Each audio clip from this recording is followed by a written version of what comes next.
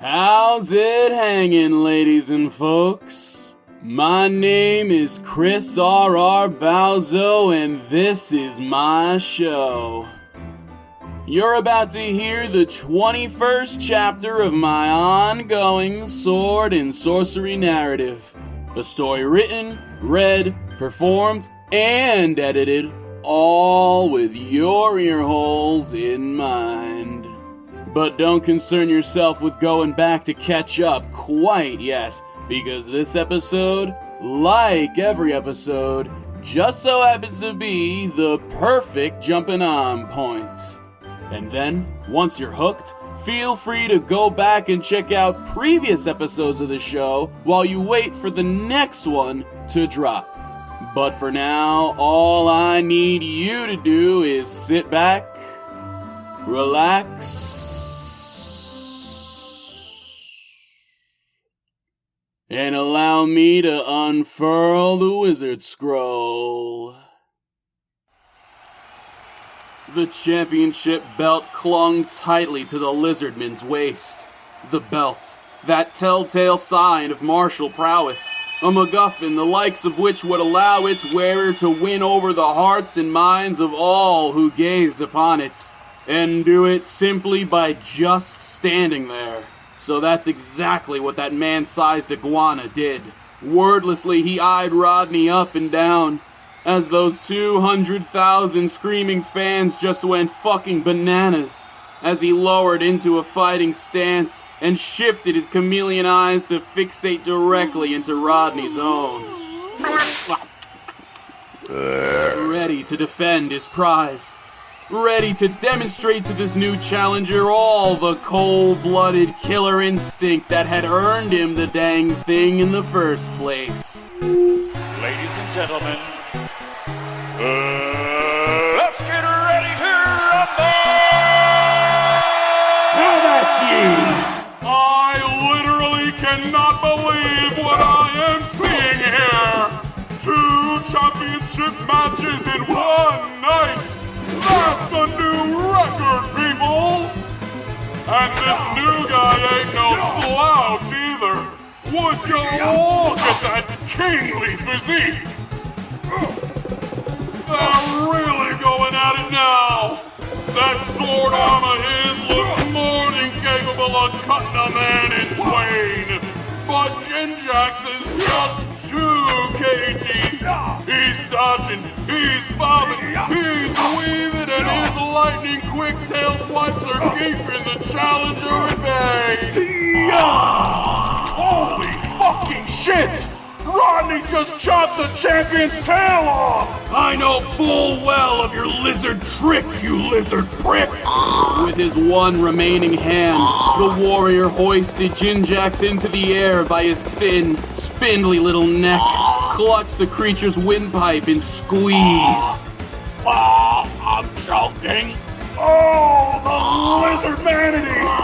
Rah'dny as the champion in a one-handed chokehold! This could be the end for our beloved Jinjax, folks! Bangarang! Jinjax frees himself with the Lizardman tongue punch!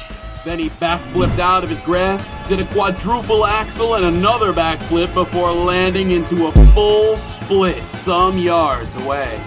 And he sticks the landing! Whoa, Nelly! Did you see that? Somebody from the audience just tossed the champion a weapon! But Rah'dny is still on the offensive! He must really want that belt! Look at them go, people! Such a flurry of sword swings! I can hardly make out the action at all! Better whip out my binoculars to get a better view! God damn, would you look at the caboose on him?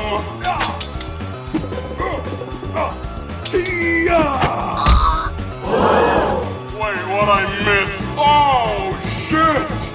The champion is down! And Rah'dny kicks him in the ribs! He kicks him in the face! And the ribs again! Jinjax is down for the Somebody stop me! The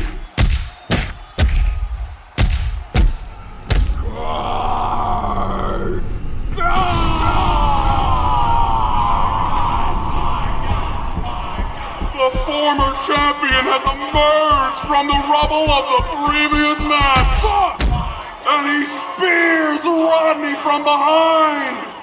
He's got him in the STF. This could be it for Rah'd'ny. Will he hold out? Will he tap? I've got no fucking idea.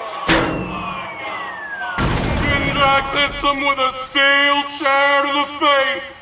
Cargon is out cold. And just as the cheers from the audience reached a roaring crescendo, Jinjax squatted down like he was about to take a standing shit. As the Lizardman's tail stump began to glow a bright, hot orange, and it regrew itself in a matter of seconds.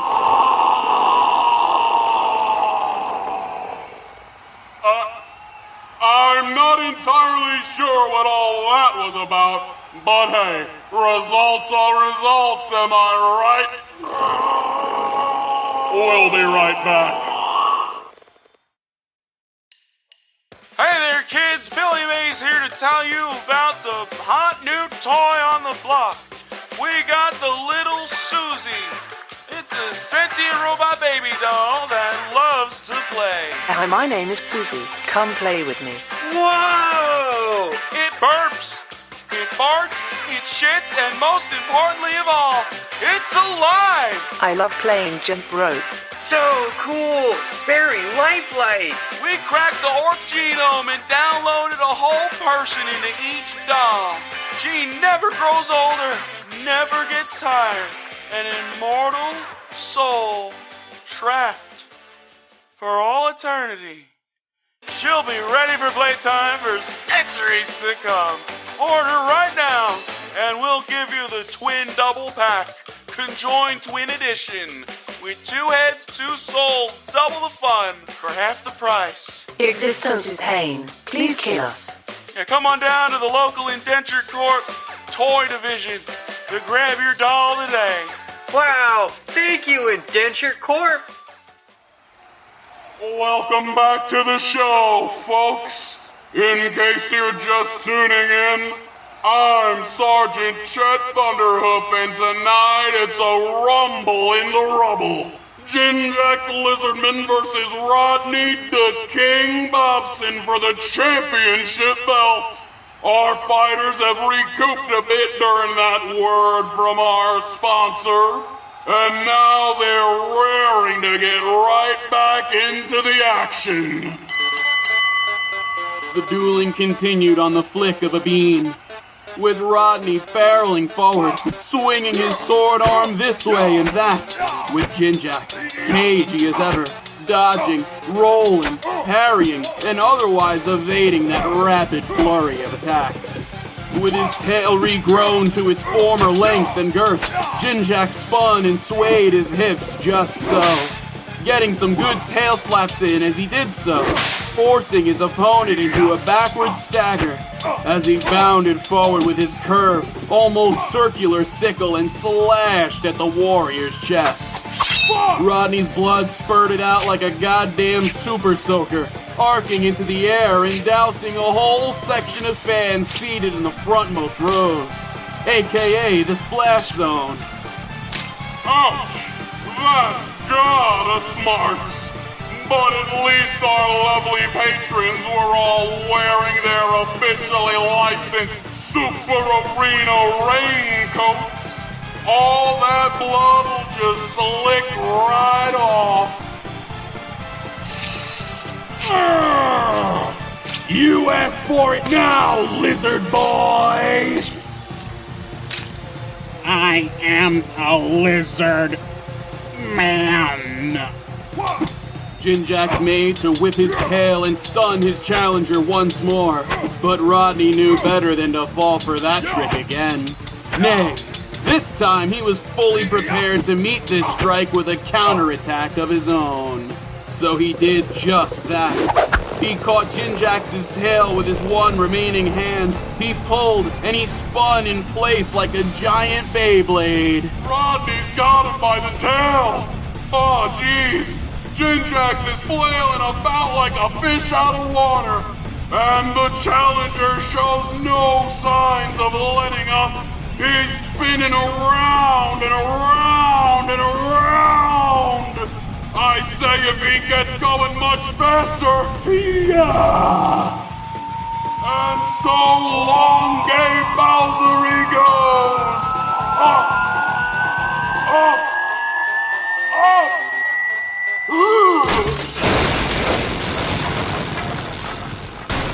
Into the scoreboard!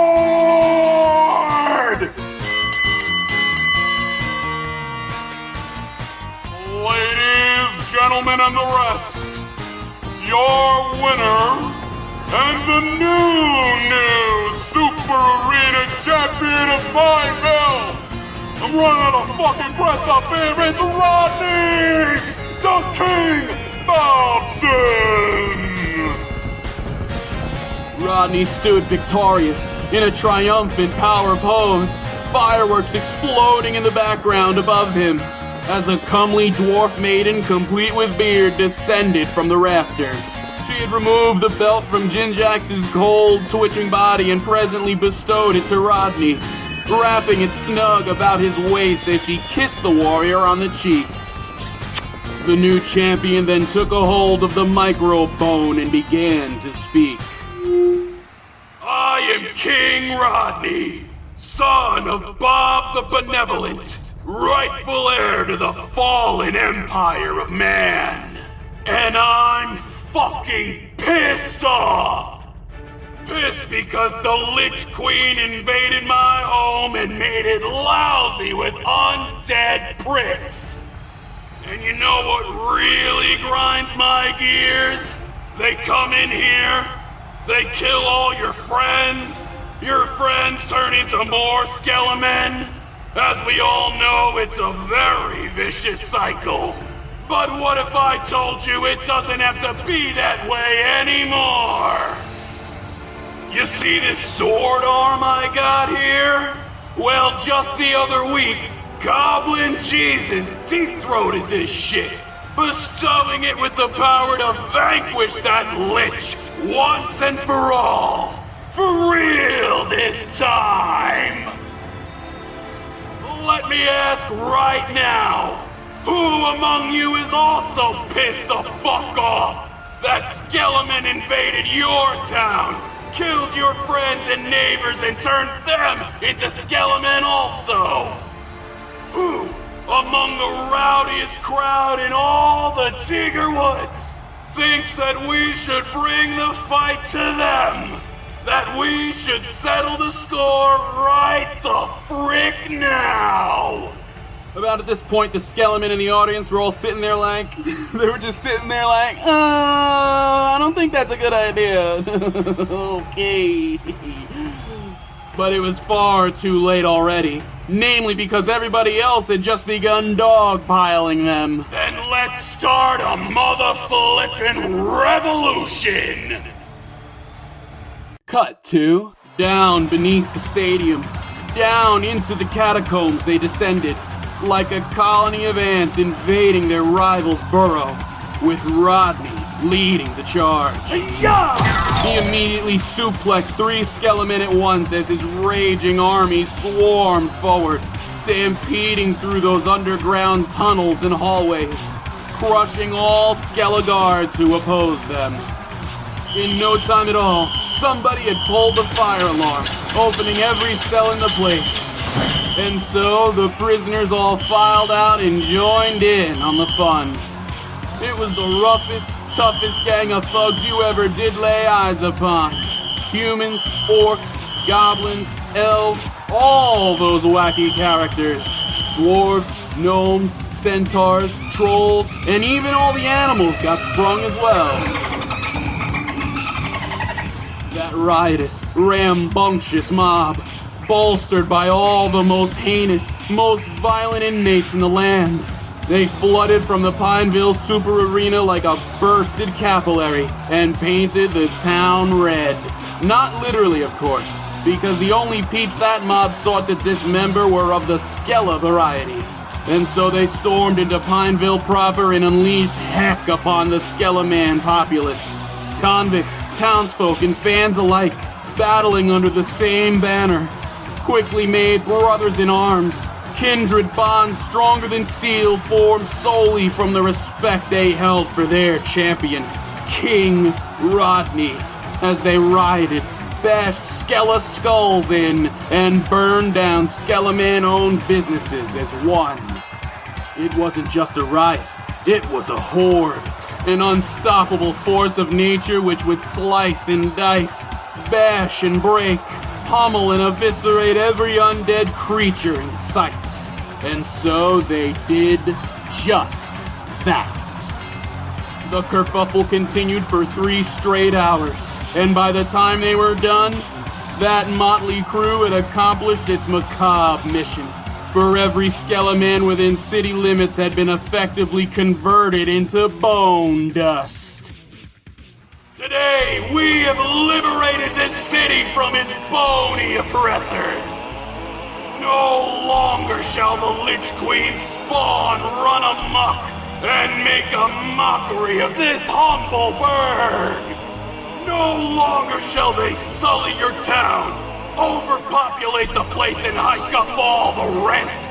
Today, seriously guys, we made a heck of a lot of progress today.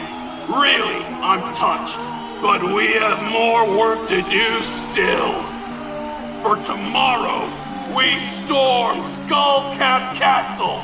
Tomorrow, we bring a swift, permanent end to the Lich Queen's eternal reign. Tomorrow, we liberate all of Yerkland from the thrall of bone and steel. But tonight, let's get fucking wasted!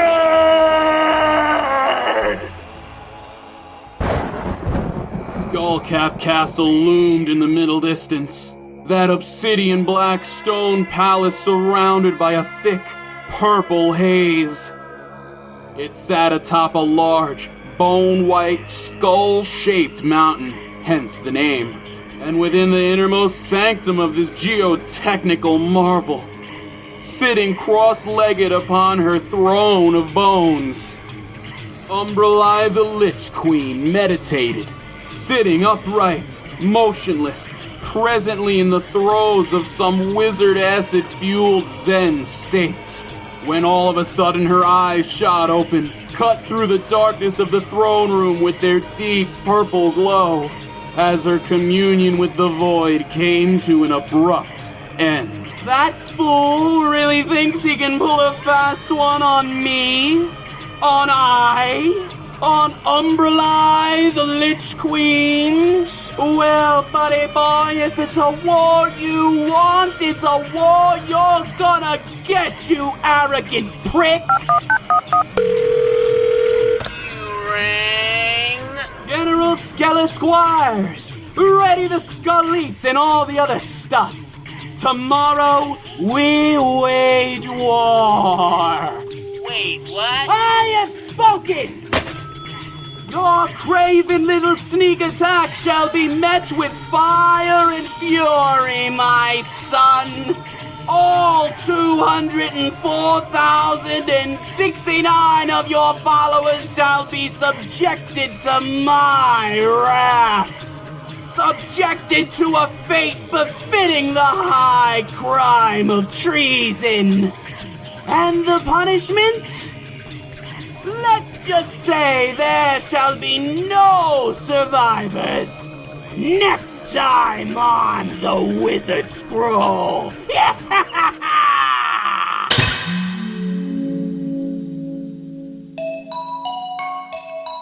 Thanks for tuning in to me screaming about wizards for 20 minutes. If you're still here, odds are that you've enjoyed what you just heard and are stoked for more.